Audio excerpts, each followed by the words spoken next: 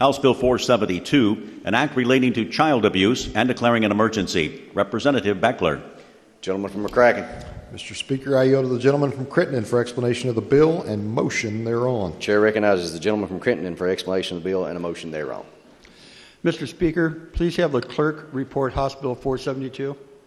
It has been reported, gentlemen. You may proceed. Thank you. Mr. Speaker, ladies and gentlemen of the House, House Bill 472 is a bill that addresses the heinous act of sexual abuse against minors. It is similar to House Bill 47 from last year that passed out of the House but died in the Senate.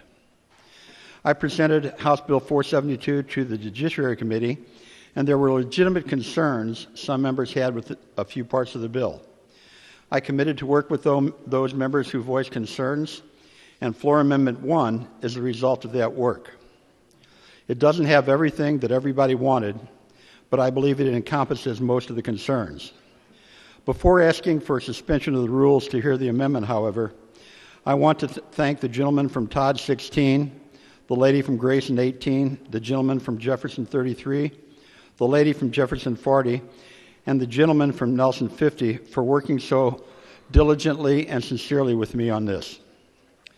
With that, Mr. Speaker, I move for suspension of the rules in order to call House Floor Amendment 1.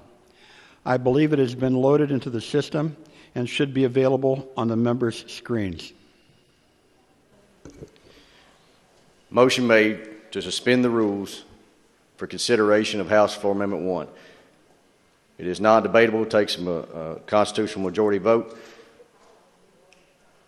Mr. Clerk, sound the chimes and now proceed to vote. All those in favor, please signify by voting yea on the roll call machine. Those opposed, nay. And the roll call machine is open for your voting.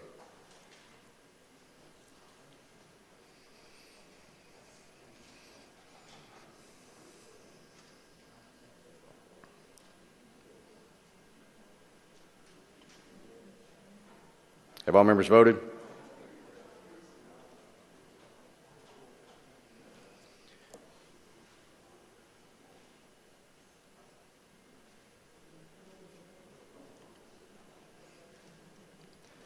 Clerk will take the roll. There being 84 members voting yea, the rules are suspended for consideration of House Floor Amendment 1. Gentleman from Crittenden.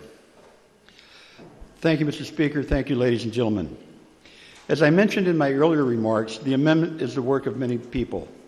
It has language to make sure sexual abuse victims, I'm talking about the floor amendment now. It has language to make sure sexual abuse victims have an avenue to seek financial compensation for the crimes that were committed against them.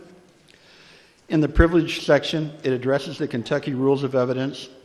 And finally, it allows insurance carriers an exemption in coverage for cases of intentional sexual abuse. Mr. Speaker, I move for adoption of House Floor Amendment 1. Mr. Clerk, please report House Floor Amendment 1. House Floor Amendment 1 to House Bill 472. Motion made for the adoption of House Floor Amendment 1. Is there any debate or discussion? State your point, gentleman from Spencer. I cannot find House Floor Amendment 1 on my screen. I just want to make sure it's available for the members, Mr. Speaker. House will stand at ease.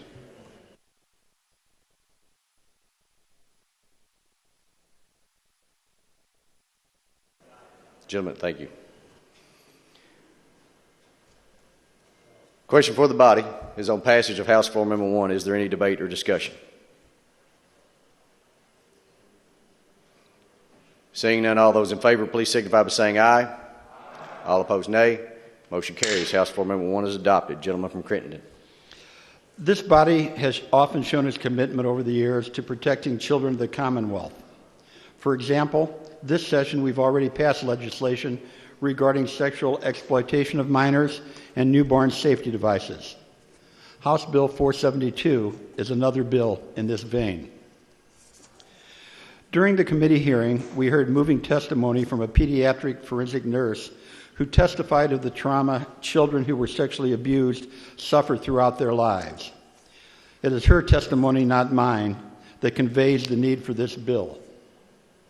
She spoke to the difficulty of what it means to not only disclose, but to press charges and move forward with prosecution, and how heavily that decision can weigh on both the sexual abuse victim and the victim's family. She spoke of this both professionally and personally. You see, She was a victim of childhood sexual abuse herself, starting at the age of 3 and continuing until the perpetrator moved away when she was 6 or 7. She was 7 before she had what she called her light bulb moment and finally realized that what happened to her was not normal. She testified that she was then overwhelmed with shame and guilt, and she carried that guilt with her for many years. Her sister was also a sexual abuse victim.